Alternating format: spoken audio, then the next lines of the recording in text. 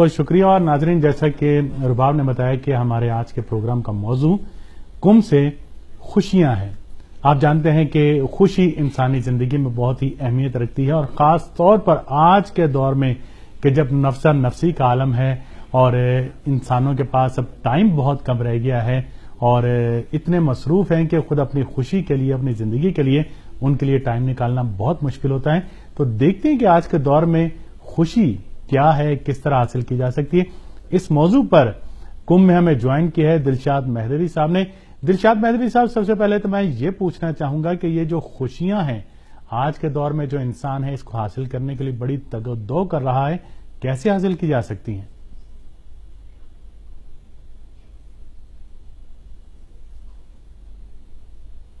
سے پہلے کہ آپ کی بارگاہ میں السلام علیکم ورحمۃ اللہ وبرکاتہ، اور شکر گزار اور سپاس گزار ہیں خالق کائنات کے کہ پروردگار عالم نے ہمیں یہ بہترین فرصت اور موقع میسر کیا.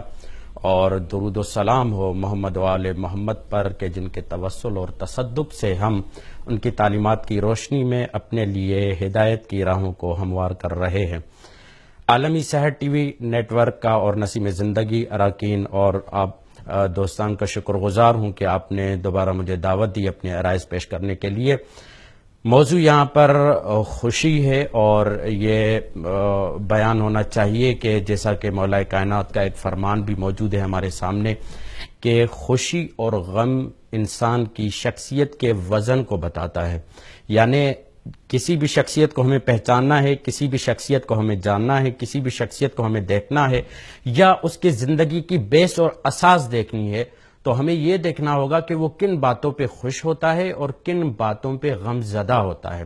اگر یہ انسان سمجھ لے کہ سامنے والا کن باتوں پہ خوش ہوتا ہے اور کن باتوں پہ غم زدہ ہوتا ہے، تو اس کی شخصیت کا وزن کرنا ہمارے اور مہم ہو جاتا ہے.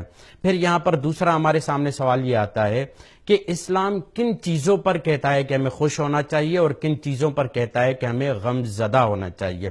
ایک سوال یہاں پر. پھر تیسری بات یہ ضرور آئے گی جب ہم خوشی اور غم کے موضوع پر اور ہنسی و مزاح کے موضوع پر، ظاہر سی بات ہے جب خوشی کا موقع آتا ہے تو انسان ہنسی و مزاح کے ماحول میں آتا ہے.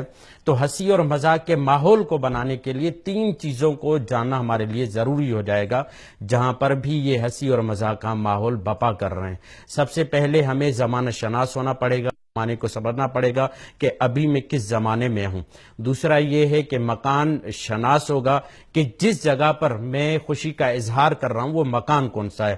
اور تیسری جگہ یہ ہے کہ شخصیت شناس ہونا چاہیے، یعنی جس کے سامنے وہ خوشی کا اظہار کر رہا ہے آیا اس کے اظہار کا طریقہ کار کیا ہونا چاہیے. آپ دیکھتے ہیں، آپ کو معلوم ہے اگر 10 محرم کا دن ہو تو اس دن تو انسان خوشی نہیں کرے گا، مگر چونکہ اس کی بیس اور بنیاد اگر سالم ہے، ٹھوس ہے، یقین والی ہے، خدا پر توکل والی ہے، تو ہمیں کربلا میں 10 محرم کو بھی ایسا مرحلہ نظر آتا ہے کہ جب عبد الرحمن انصاری کے سامنے بریر حمدانی مزاح کرتے ہیں اور خوش ہوتے ہیں اور لب خند کرتے ہیں اور ہنسی مزاح کرتے ہیں، تو عبد الرحمن انصاری سوال کرتے ہیں کیا یہ وقت کوئی خوشی کا وقت ہے؟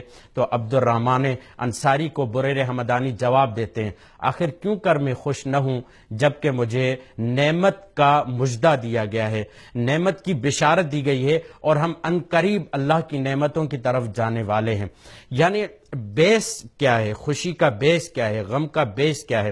اگر یہ ہم بیس معین کر لیں، بیس بنا لیں اور بیس سمجھ لیں، عید کے دن جہاں ہر ایک خوش نظر آتا ہے، وہاں پر جب امام صادق کے پاس یا امام علی رضا کے پاس کچھ لوگ آتے ہیں تو آپ غم زدہ ہوتے ہیں. تو پوچھا گیا، بولا آپ عید کے دن غم زدہ ہیں؟ کہا ہمارے غم کا اصل محور یہ ہے کہ جو حق حکومت ہمارے پاس ہونا چاہیے آج وہ ہمیں ظالموں کے پاس دکھائی دیتا ہے. کیونکہ عید کے دن حکمران کی ذمہ داری ہوتی ہے وہ اپنے اصول و فرائض کو بیان کرے، لوگوں کے نظام کو تشریح کرے، لوگوں کی بہبود کو بیان کرے، اور یہ سب ظالمین کے پاس تھا.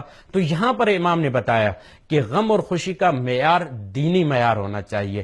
اگر ہم دینی معیارات پر اپنی خوشیوں کو بپا کریں گے. اور پھر ایک دوسری روایت ہمارے سامنے موجود ہے، امام علی مسجد کوفہ میں آئے، کچھ لوگ گریہ کر رہے تھے، تو امام علی نے کہا کہ کس بات پہ گریہ کر رہے ہو؟ تو کسی نے کہا کہ میری زوجہ کا انتقال ہو گیا ہے، کسی نے کہا میرے بیٹے کا انتقال ہو گیا ہے، تو مولا کائنات نے کہا یہ غم مردوں کا غم نہیں ہے۔ پھر پوچھا گیا کہ مولا مردوں کا غم کیا ہے؟ آپ نے فرمایا چونکہ یہ عموماً مصائب کے مرحلے میں آتی ہے، مگر ہم یہاں پر سبق کے طور پر منزل پر ہیں، تو مولا کائنات نے کہا اگر اصلی غم تمہیں لینا ہے تو پھر تم جناب زہرا کا غم لو۔ یہ زہرا کا غم مردوں والا غم ہے۔ آپ کو معلوم ہے کہ ہم بھی یزید سے نفرت کرتے ہیں، امام حسین بھی یزید سے نفرت کرتے ہیں، مگر دونوں کی بیس الگ ہے۔ ہم جب یزید سے نفرت کرتے ہیں یا عداوت کرتے ہیں تو اس لیے کرتے ہیں کہ اس نے امام حسین کو قتل کیا ہے، اور جبکہ امام حسین اس سے عداوت کرتے ہیں اس لیے کہ اس نے دین کو پائمال کیا ہے۔ یہ ہمیں دیکھنا ہوگا کہ کہاں پر ہمیں خوشی، آیا دین کو پائمال کر کے بھی انسان کو خوشی ہوتی ہے؟ نہیں، دین کو پائمال کرنے سے انسان کو خوشی نہیں ہوتی، انسان کو غم ہوتا ہے۔ جب بھی انسان خوشی کو بپا کرے گا، اور یہاں پر تاکید کی گئی ہے ہمارے سامنے، تو یہ بہت ہی اچھی مثال اہل بیت علیہ السلام نے پیش کی ہے کہ خوشی اور غم کے معاملے میں اپنے حدود میں رہو، اور پھر مولا کائنات یہ فرماتے ہیں اس خوشی سے وہ غم بہتر ہے جو انسان کو بیدار کرے۔ غافل کر دینے والی خوشی سے بیدار کرنے والا غم اچھا ہے۔ یعنی ان تمام معیارات کو جب ہم دیکھیں گے اور بیسز دیکھیں گے، ہم کس بیس پر خوش ہونا چاہتے ہیں اور کس بیس پر غم زدہ ہونا چاہتے ہیں، تو یہ تمام مہدوی صاحب آپ نے کہ خوشی کی بیس کو دیکھنا چاہیے کہ نصیب زندگی کے پاس وقت۔ میں یہاں آپ سے اسی بات کو آگے بڑھاتے ہوئے پوچھنا چاہوں گا کہ آج کے دور میں ہم نے دیکھا ہے کہ بعض لوگ اپنی ذاتی خوشی حاصل کرنے کے لیے دوسروں کی خوشیاں چھین لیتے ہیں، دوسروں پر ظلم کر کے خود خوش ہوتے ہیں، تو آیا اس خوشی کے بارے میں آپ کی کیا نظر ہے؟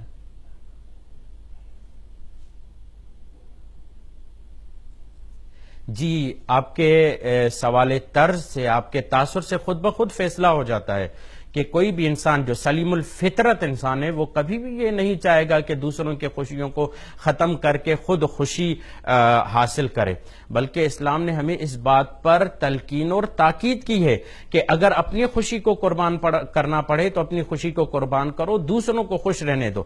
مجھے بتائیں، ایک خانوادے کا اگر ایک نگران ہے، راہبر ہے، مسئولیت ہے اس کے پاس، تو اسے کیا کہا گیا ہے کہ تم اپنی خوشیوں کو قربان کرو اور اپنے خانوادے کو خوشیاں دو، اپنے خانوادے کو خوش رکھنے کی کوشش کرو۔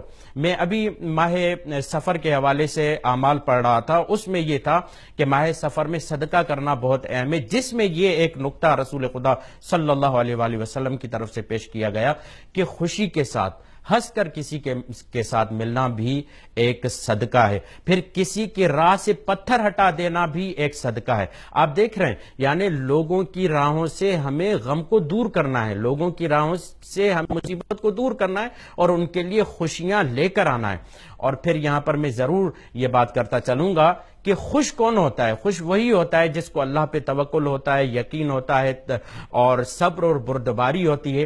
وہ خوشی کے ذریعے، وہ ظاہراً دکھتا خوش ہے مگر اللہ کے دین کے لیے وہ محزون ہوتا ہے۔ معاشرے میں جب آتا ہے تو معاشرے والے اس سے تنگ نہیں ہوتے۔ ہمارے سامنے قرآن مجید کی ایک آیت بھی موجود ہے سورہ آل عمران میں کہ اے میرے حبیب، اگر آپ ترش رو ہوتے اور نرم دل نہ ہوتے تو یہ سارے لوگ آپ کے یہاں سے دور چلے جاتے ہیں۔ بہت عمدہ، بہت ہی اہم بات کی طرف آپ نے اشارہ کیا کہ انسان جو ہے اس کو اپنی خوشی قربان کر کے دوسروں کو خوش کرنا چاہیے۔ گویا یہ کہ معاشرہ تبھی وجود میں آتا ہے کہ جب معاشرے کے افراد ایثار و قربانی کا مظاہرہ کریں اور اپنی خوشیاں دوسروں پر قربان کریں، اسی طرح معاشرہ خوش اور مسرت و شادمانی کے ساتھ رہ سکتا ہے۔